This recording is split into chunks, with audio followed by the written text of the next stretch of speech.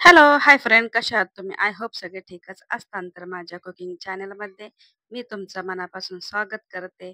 आणि हो friends, request आहे की ही जी रेसिपी आहे ना, तर स्किप न करता असाच पुढे कंटिन्यू पाहत राहा. तर आपली रेसिपी स्टार्ट करण्याच्या अगोदर माझ्या चॅनलला सबस्क्राईब केलं नसेल तर प्लीज माझ्या चॅनलला सबस्क्राईब करा आणि हो, जेवढं होईल तेवढं शेअर आणि लाईक करायला विसरू नका. तर मी तुमच्यासाठी एक रोज नवीन छान-छान अशी रेसिपी घेऊन येत आहे. तर आजही घेऊन आलेली आहे. आज मी मस्तपैकी आज खीर बनवत आहे. तर ती खीर जी आहे तर साबुदाण्याची आहे. तर मग ती कशी बनवायची तर पूर्ण व्हिडिओ पाहिल्याच्या नंतरच कळेल ना.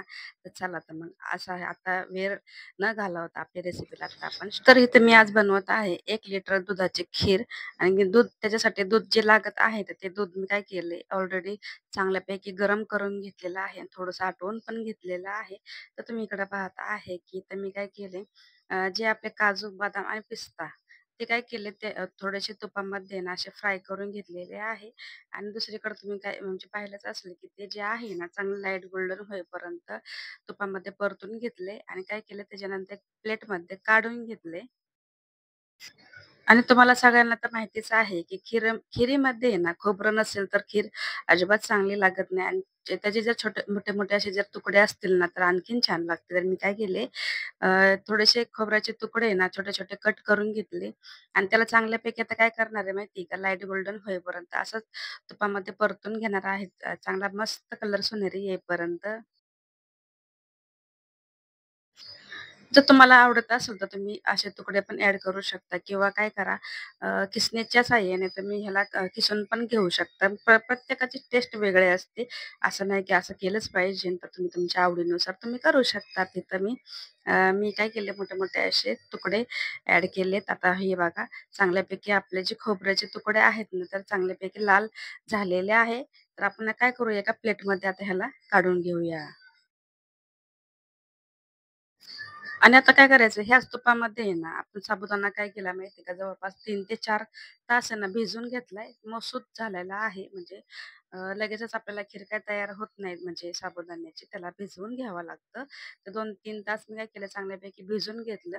नंतर काय केले मला लागेल तेवढंच घेतले कारण अ, खीर काय होते नंतर थंड झाली ना, की घट्ट होते. त्यासाठी काय केलं मी क्वांटिटी साबुदाण्याची थोडीशी कमी ठेवली. इथे तुम्ही पाहत आहे, की मी काय केले जी साबुदाणा आहे ना, चांगल्यापैकी तुपामध्ये फ्राय करून घेतलेला आहे. साबुदाणा आहे ना, तो चांगल्यापैकी तुपामध्ये परतून झालेला आहे. तर इकडे तुम्ही पाहू शकता जे सॉरी दूध आहे ना, तर ते मी काय केले त्याच साबुदाण्यामध्ये ॲड केलेलं आहे. पूर्ण 1 लिटर दुधाचा बनवलेला आहे. तर पूर्ण 1 लिटर तिथं दूध घेतलेलं आहे. तर आपण काय करूया, त्याच्या गाठी तयार होतात. म्हणजे कसं, की साबुदाणा लगेचच चिकटतो. त्यासाठी काय करायचं आपल्याला म्हणजे सारखं-सारखं अधून काय करायचं, त्याला हलवत राहायचे म्हणजे जेणेकरून त्याच्या गाठी तयार होत नाही.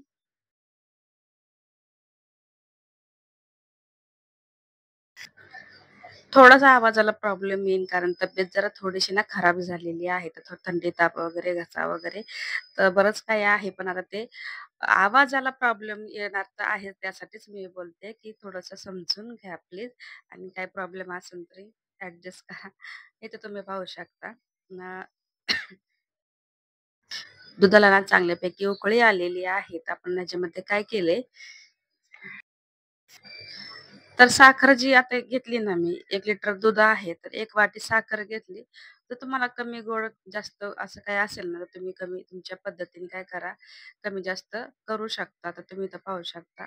साखर पूर्ण एकसारखं मिश्रण करून घेतलं आणि इथं बघा ट्रायपॉड व्यवस्थित लावण्याच्या चक्करमध्ये ना, गॅसचा फ्लेम हाय केला आणि आपलं जे आहे ना, खीर उत्तू गेलेली आहे. तर आता मी काय केले, पटकन गॅस बंद केला. जास्त काय केलेली नाही, थोडीशीच गेलेली आहे. तुम्ही पाहू शकता. उकळी चांगली येणार आहे. ह्याला काय करायचंय, आटवून घ्यायचं आहे आपल्याला आणि इथं थोडीशी इलायची पावडर ॲड केलेली आहे. आपण ते काय करूया, चांगल्यापैकी मिक्स करून घेऊया.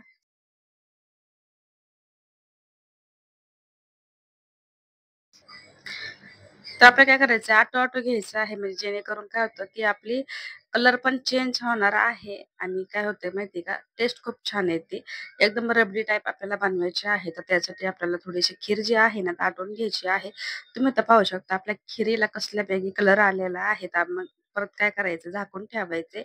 जेणेकरून साबुदाणा चांगल्यापैकी शिजला जाईल आणि चांगल्यापैकी आटल्या पण जाईल ना. तर आपण काय केलंय, जे खोबऱ्याचे तुकडे आहेत ना, चांगले म्हणजे लाईट गोल्डन होईपर्यंत तुपामध्ये फ्राय करून घेतले होते. आता ते ह्याच्यामध्ये ॲड करायचे. तुम्ही तर पाहू शकता कशाप्रकारे ही खीर दिसत आहे.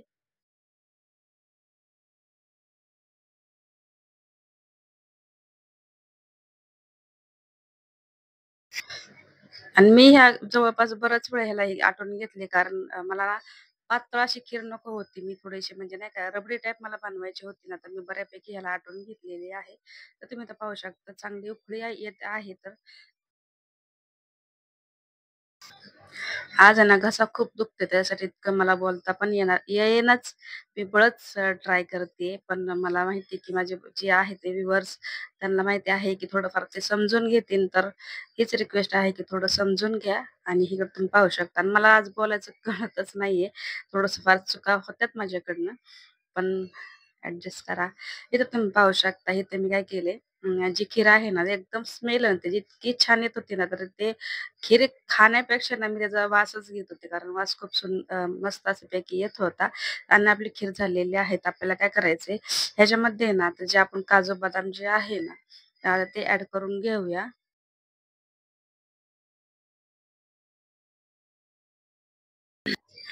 जे काजू बदाम आहेत ते पण ह्याच्यामध्ये ॲड करून झालेले आहे आणि तुम्ही ते खीर पाहू शकता कशाप्रकारे एकदम त्याची थिंकिंग आहे, व्यवस्थित झालेली आहे. पण थोडीफार अजून ह्याला आटवून घेतलं तर आज आणखीन छान होईल.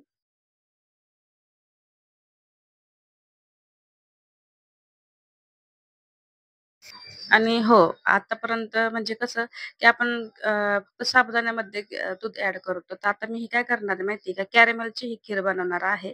तर खरंच खूप छान होते. तर मी काय केलं माहिती आहे का, एक तडका पॅन घेतलाय. तडका पॅनमध्ये जवळपास मी काय केले, साखर घेतलेली आहे आणि मी काय केले, आधी पण साखर ॲड केली ना, तर थोडीशी कमी केली. कारण कॅरमेल बनवायचं म्हणलं की तर साखराचाच असतो ना, आणखीन गोड होण्यापेक्षा मग काय केले, टाकतानाच कमी टाकलेली आहे. तर इथं काय करते, जी साखर आहे तर आपल्याला काय करायचं, पूर्ण असं विरघळून घ्यायचं आहे.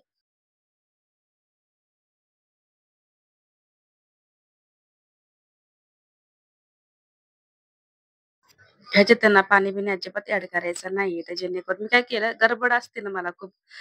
त्याच्यामुळे ना गॅसचा फ्लेम हाय केला बघा. ते सगळं साईडला जळलेलं नाहीये.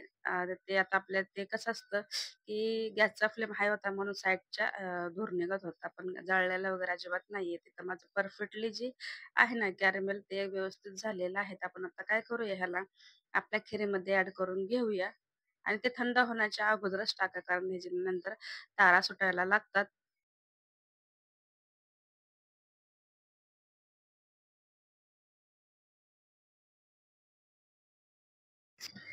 तर आता आपण काय करूया, खीरमध्ये पण ॲड करून घेऊया. तर तुम्ही पाहू शकता कशाप्रकारे आपल्या खिरीला पण कलर खूप सुंदर येणारा आहे. आणि हे काय करूया, थोडंसं त्याच्यामध्ये काय करायचं, ते जी खीर आहे तेच ॲड करायचं आणि ते पण चांगल्यापैकी कॅरमेल काढून घ्यायचं आहे आपल्याला.